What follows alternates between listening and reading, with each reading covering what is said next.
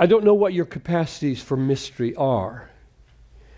One of the reasons there are different theologies in the world, let's just use some names here, Calvinism and Arminianism. One of the reasons there are divisions like that, there are many reasons, but one is capacities for mystery. I remember being in seminary and being told by some people who didn't like where the class was going in theology, that you Calvinists are just logic choppers. You're so precise, you're so rational, you just try to force God into your boxes. And I would listen, because I went to seminary as a non-Calvinist. I went to seminary as a flaming free-willer. You may have heard me tell the story. I was standing in front of Jim Morgan one day after he had argued about the sovereignty of God, and I held up in front of his face like this, my pen, and I dropped it. I said, I dropped it!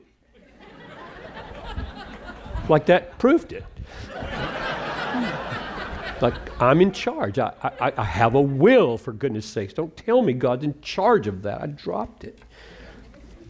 Well, I changed before the end of that class. But that's where I came. That's where I came. I was that. And so when they said to me, oh, you Calvinists are just logic choppers forcing God into your little boxes, I was thinking, I don't think it's that way. It looks to me like the Calvinists are asking me to believe imponderable mysteries, and the other group has their boxes. Don't want to offend anybody. Yeah, I do, but I don't want to alienate anybody. So let me illustrate with this email.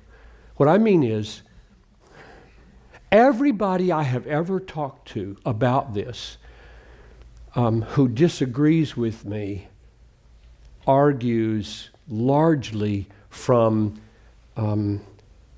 it cannot be, and so the text can't mean that.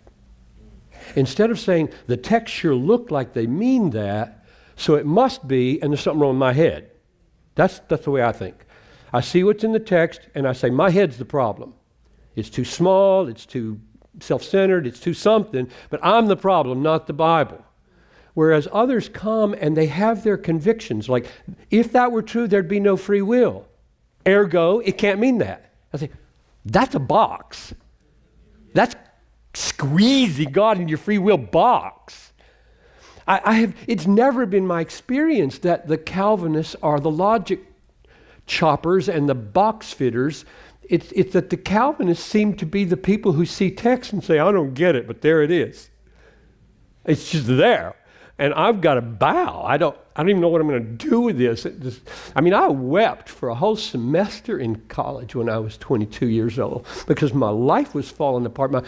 My Sunday school theology was falling apart. And when your paradigms fall apart, it hurts. There's emotional terror almost inside that what you thought could be wrong. So last year I got this email from somebody that had just gone to a conference with a philosopher, and I'm not going to give you his name. I'm not going to give you any names. If you want to know the philosopher's name, I might tell you if you ask me in the break, because I don't think it's any secret, but in this setting it might not be appropriate. So listen to this. This week I spent time with blank. So this philosopher teaches an evangelical seminary. He does not like Calvinism too much. He began to talk about how the mass majority of the exegetes, now that's Bible people, Bible interpreters, as opposed to philosophers, that the exegetes adopt Calvinistic interpretations while the mass majority of philosophers and apologists opt for Arminianism.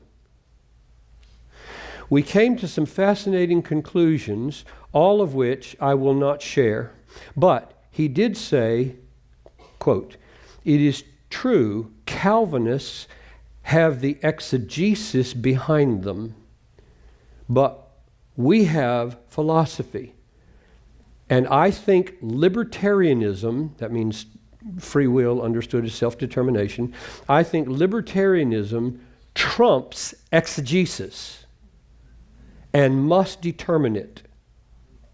I said to him, so we have to bring our theology to the text? Answer, yes, he responded. The ethical implications of Calvinism are too severe.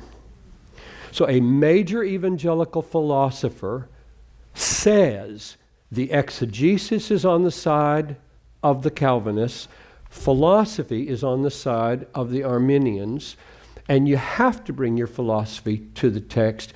Otherwise, the conclusions you draw are too severe. Now, I do not think that way. And you just need to know that. If I see something that feels too severe, I cry, I struggle, I may not preach it right away, I talk to people, I just try, God help me, please. I am not going to rise up over your word. I'm not going to rise up over your word and tell this book what it has to mean. I mean, that's what liberals have done forever. Picking and choosing from Jesus what teachings they like and what they don't, or picking from Ezekiel 16 what part you like and what part you don't.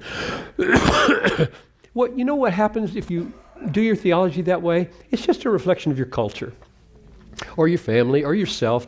It's not, whereas there's a glorious freedom if you're willing to live with tension and live with mystery. There's a glorious freedom in just taking the Bible for what it, after very rigorous effort, is meaning.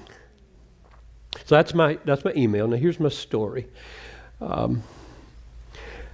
I decided in I think it was 80, I wrote it down, 87. I could give you her name, or I have it right here. She still goes to my church. Her husband, I decided to preach a series on the minor prophets. And so I was going to do one sermon per prophet. And I did it. It's online somewhere. Everything I've ever said is online somewhere.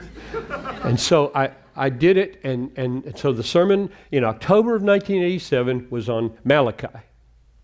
And I said, now what am I going to say about Malachi? Got one sermon for the whole book, 4 chapters. And I put in the bulletin chapter 1, verses 1 to 5. Because I do believe it does set up the book to understand the whole book. So I knew I'm going to preach a message that has in it the sentence, Jacob, I loved you, so I hated it, and it's going to be hard. I've been there 7 years at this church. All the changes theologically and ecclesiologically have not happened that I wanted to happen. So I got a lot of people out there not on board with where I am. And so I'm going to preach this, and I'm just pleading with the Lord, make it edifying, make it helpful. And that morning, just before the first service, this woman's husband collapses and dies at church. I hear about it as I come out of the first service, that she's gone with the ambulance to the hospital, and the word is, he's dead. And I take a deep breath and I say, God, what am I going to do now? Should we just not have service? Should I have a season of prayer? I've never faced this before as a pastor. Everybody knows this man. The word's spreading quickly. We have a second service coming. And I've got half an hour to make a decision about how to do it. And I decided, okay, I will begin the service by telling everybody what happened and praying for his wife, who is down at the hospital. And that's what we did. We started. It was an unbelievably heavy moment. Couldn't believe that he was gone. And we were all interceding for his wife for a few minutes. And then the service proceeded pretty much as usual. And we don't do chipper services at Bethlehem, so that was not a problem. We do serious services. So I didn't have to cancel all the jokes and all the skits. Because we don't do jokes and skits. And as the sermon is approaching, she walks into the balcony. There's a balcony. I see her right now. She walked into the balcony and sits on the front pew of the balcony. Her husband is dead as of half an hour ago. And everything in me said, what are you doing here? To hear Jacob I loved, Esau I hated. And so I did another mental calculation. Like, what should I do? And I said, God knows what's going on here. He planned the sermon. He took the man. He brought her back for a reason. He knows.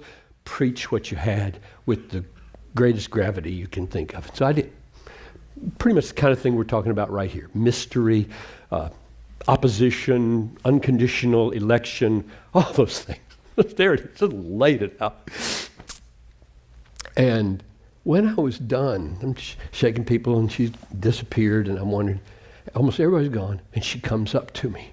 And I just, squeezed her and cried. And I'm so sorry. I'm so sorry for your husband. I named him. And she said, I know. And I looked at her and I said, you came back for worship. And she said, I had to hear the word of God. I had to hear the word of God. And thank you for a big God and putting a rock under my feet. That's been my experience over and over again. That people, when the winds are about to tip your boat over, like the wind of your husband having just been taken away. I would guess they were in their late 40s.